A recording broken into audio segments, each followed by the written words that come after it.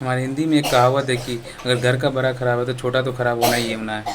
और वैसे ही एग्जाम्पल हमारे देश में भी देखने को मिल रहा है। मोदी जी आकर के कल बोल रहे हैं क्या, पिछले 2 दिनों के अंदर, वो मई के 10-11 तारीख को आकर के बोल रहे हैं क्या, पेट्रोल कम यूज़ करो, वर्क फ्रॉम होम को प्रायोरिटी दो, और सोना नहीं खरीदो 1 साल तक, अगले साल तक। सोना खरीदना तो छोड़िए, इतना आपने महंगाई बढ़ा करके रखा हुआ है, लोगों के पास सोना खरीदने के लिए पैसा नहीं है। वो 1 साल तक क्या ज़िंदगी भर नहीं खरीद पाएंगे, जिस तरह का आपने हालात कर रखा है।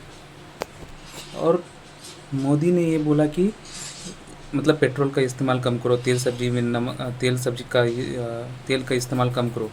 लेकिन इस भाषण को देने के तुरंत बाद वो अपने 100 गाड़ी के काफ़िले के साथ निकल चुके हैं रैली पे, महाराष्ट्र में किसी मंदिर के, जगन्नाथ मंदिर के पास कुछ कार्यक्रम को लेकर के। मतलब घर का बड़ा ज्ञान तो दे रहा है, लेकिन उस पर खुद अमल नहीं कर पा रहा है। तो छोटा कैसे से अमल उस बात को सुनेगा, समझेगा, उस पर अमल करेगा। एक समय था जब लाल बहादुर शास्त्री ने कहा था कि एक टाइम का खाना बंद कर दो, तो हमारे देशवासियों ने बंद कर दिया था, क्योंकि लाल बहादुर शास्त्री ने दिखाया था कि उन्होंने एक टाइम का खाना खाना बंद कर दिया था, तो प्रदेशवासियों ने खाना बंद कर दिया था। तो ये एग्जाम्पल सेट करना होता है कि पहले आप करो तो उसके बाद हम लोग भी करेंगे। ये नहीं कि तुम जनता भूखे पेट मरो और हम ऐसे जिएंगे। हमें पेट्रोल बचाने को बोल रहा है, लेकिन खुद बर्बाद किए जा रहे हैं। जब तक इलेक्शन था उन्होंने खूब जगह बोला कि कोई दिक्कत नहीं चल रहा है, ये वो सब चीज़।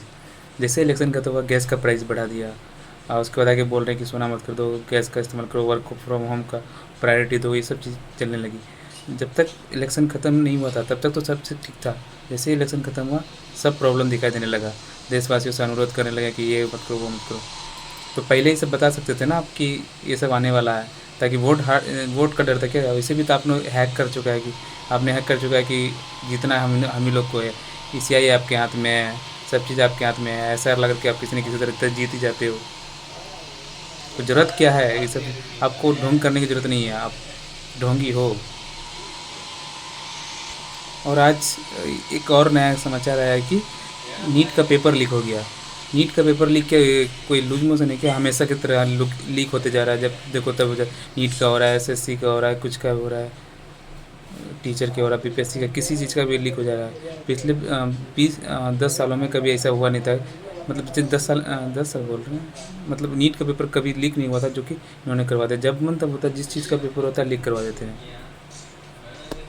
इनको तो देश से कुछ मतलब नहीं है। ये तो ठहरे फ़कीर आदमी झोला लेकर चल पड़ेंगे। हमें तो ज़िंदा रहने दो, हमको तो अभी पूरा ज़िंदगी जीना है। अभी तो हम 20 साल के ही हुए हैं। आप भले 80 साल के हो गए हैं तो आपका ज़िंदगी ख़त्म है, हमारी ज़िंदगी तो अभी स्टार्ट भी नहीं हुआ है। अभी तो पहला स्टेप लेना शुरू किए हैं अभी। बात इन्होंने 2 करोड़ नौकरी देने की थी, लेकिन अभी तक नौकरी के नाम पे फूटी कौड़ी भी नहीं मिला, किसी को मिला अभी तक नहीं है अभी तक।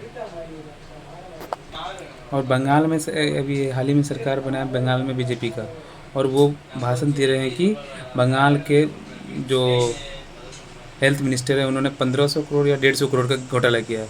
और जो घोटाला किया है उन्होंने डेट मेंशन किया, 2003 से 2009 तक या कुछ पर्टिकुलर टाइम था, उसके अंदर घोटाला हुआ है। लेकिन वो जब हिस्ट्री खंगालेंगे तो उनको पता चलेगा कि अभी जो आपने जिसको सीएम नियुक्त किया है अभी बंगाल में, वही उस वक्त 2003 से 2009 के बीच में वो हेल्थ मिनिस्टर थे बंगाल में।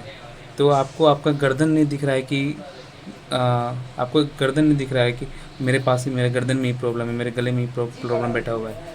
दूसरे का गर्दन बहुत दिखता है अच्छे से।